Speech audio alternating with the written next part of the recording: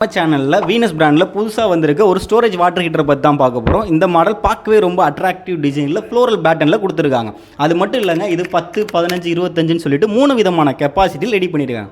இந்த மாடலில் heat reduction technology கொடுத்துருக்கிறதுனால இதோட டேங்க் பார்த்தீங்கன்னா போர்சிலின் மெட்டீரியலில் ரெடி பண்ணியிருக்காங்க. நம்ம கொடுக்கக்கூடிய தண்ணியில் இருக்கக்கூடிய உப்பு பார்த்தீங்கன்னா டேங்க் அரிக்காமல் இருக்கிறதுக்காக எனாமல் கிளாஸ் லைனோட கோட்டிங்கும் கொடுத்துருக்காங்க.